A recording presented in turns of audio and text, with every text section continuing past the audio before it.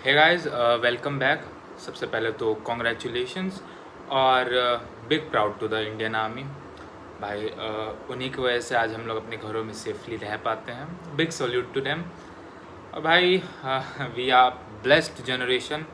हम लोगों ने सब कुछ ही देख लिया भाई।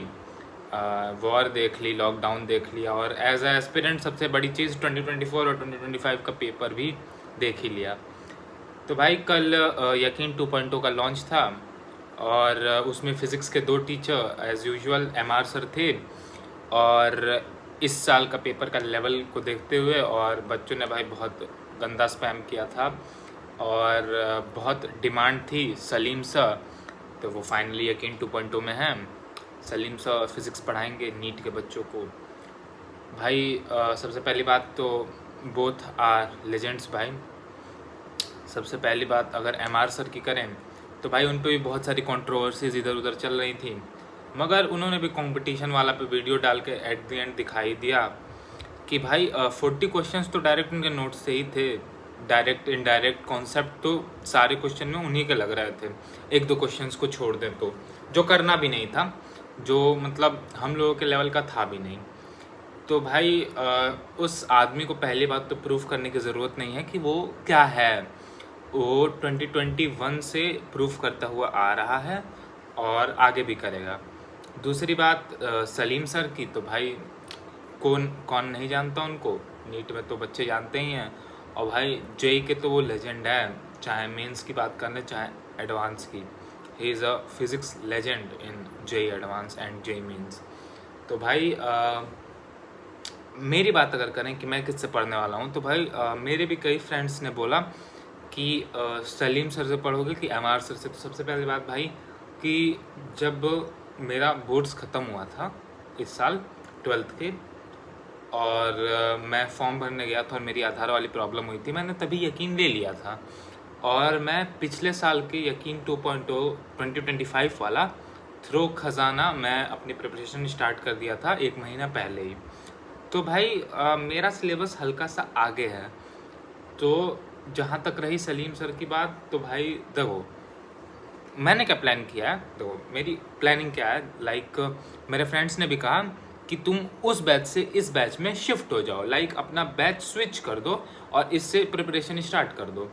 तो भाई मैं जो सोच रहा हूँ, मेरी जो थिंकिंग है, आई थिंक कि मैं थोड़ा सा मेरा सिलेबस आगे जा चुका है और मैं जब लास्ट में पहुँच रहा हूँ तो मेरे पास 1 मंथ का कुशन भी होगा। जबकि मैंने ये सोच के स्टार्ट किया था, मैंने ये बैच इसलिए लिया था बोर्ड्स ख़त्म होने के बाद कि भाई मैं अपने आप को जानता हूँ, मैं मेरा बीच में कभी ना कभी ऐसा फेज़ आएगा जब मैं 1 हफ्ता 2 हफ्ता बिल्कुल पढ़ नहीं रहा हूँ, बैकलॉग में बना ही लूँगा, ये मेरी आदत है। उस समय मैं 2025 के बैच से 2026 वाले बैच में स्विच कर जाऊँगा, क्योंकि तब तक बैकलॉग और वो लाइव क्लासेस जो है वो एक दूसरे को ओवरलैप ऑलमोस्ट कर रही होंगी। बट अभी तक तो ऐसा कुछ आया नहीं है। तो मैं ये सोच रहा हूँ, हालांकि ये बहुत ही एक डम्ब और मेरे पे बैकफायर कर सकता है, ऐसा एक ये डिसीजन है, बट आई थिंक मैं 2025 वाला मैं कंटिन्यू कर रहा हूँ। और जहाँ तक रही इस साल वाली बात, क्योंकि मेरे फ्रेंड्स भी कह रहे थे कि इस साल जो कंटेंट होगा वो थोड़ा ज़्यादा होगा, लेवल ऑफ क्वेश्चंस ज़्यादा होंगे, टेस्ट के लेवल। कल अलग सर भी बोल रहे थे कि टेस्ट ऐसे लिए जाएंगे कि कई टेस्ट ऐसे होंगे जिसमें अगर आपके 550 नंबर भी आ रहे होंगे तो आपको बताया जाएगा कि इसका कट ऑफ ही 500 था, इस पेपर का लेवल ही ऐसा था। हर टाइप के लेवल के पेपर्स की प्रैक्टिस कराई जाएगी।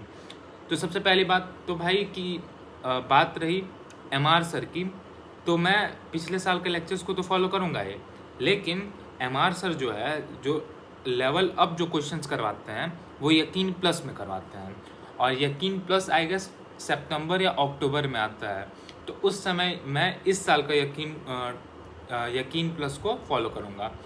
और बात रही सलीम सर की, तो सलीम सर के मैं सारे के सारे असाइनमेंट्स वगैरह को एक बार गो थ्रू कर लूँगा और उसको एक बार सॉल्व कर लूँगा, और टेस्ट मैं इसी साल के यकीन से देने वाला हूँ। तो मेरी यही प्लानिंग है भाई। बाकी तुम लोग कमेंट्स में बताना कि सलीम सर से क्लासेस लेने वाले हो या MR सर से। बट आई थिंक मेरे लिए यही सही रहेगा, क्योंकि मेरा सिलेबस उतना आगे बढ़ चुका है कि मैं अभी स्टार्टिंग से स्टार्ट कर नहीं सकता हूँ। तो इसीलिए आई गेस मैं पिछले साल के एकिन 2.0 से ही अपना पूरा सिलेबस करने वाला हूँ। बाकी भाई आगे देखते हैं, जैसे सिचुएशन बनेगी, मे भी मेरा बैकलॉग इतना ज़्यादा हो जाए कि मुझे इस साल के बैच पे स्विच करना पड़े, तब उस सिचुएशन में मैं कर सकता हूँ, वरना आई थिंक मैं अपना पूरा सिलेबस इसी से करने वाला हूँ। बाकी भाई जिन्होंने ड्रॉप ले ही लिया है और जो ड्रॉप लेने की सोच रहे हैं, तो भाई सबसे पहले तो खुद से बात करना, 10-15 दिन अपना टाइम ले लो और सोचो कि भाई पिछले साल ऐसा क्या तुमने नहीं किया था जो तुम इस साल कर सकते हो और तुम अपने आप को इम्प्रूव कर सकते हो। अगर कुछ ऐसा है तब तो भाई तुम ड्रॉप लेना, वरना ना ही लेना ज़्यादा बेटर रहेगा भाई, क्योंकि ये एक लूप बनता जाता है। लाइक तुम 1 साल लोगे, तुमको अगले साल भी लगेगा कि मैं 1 साल पूरी प्रिपरेशन करूँगा तो क्या पता अगले साल हो जाए, बट भाई इट्स जस्ट अ लूप। अगर तुम्हें लगता है कि तुम इस साल ऐसा कुछ ऐसा कर दोगे जो तुमने पिछले साल नहीं कर पाए थे, तब तो भाई ठीक है। लेकिन अगर तुम्हें पता है कि तुम्हारी कैपेबिलिटी और तुम्हारे काम करने की जो क्षमता थी वो यहीं तक थी, तो भाई आई डोंट थिंक तुम्हें ड्रॉप लेना चाहिए।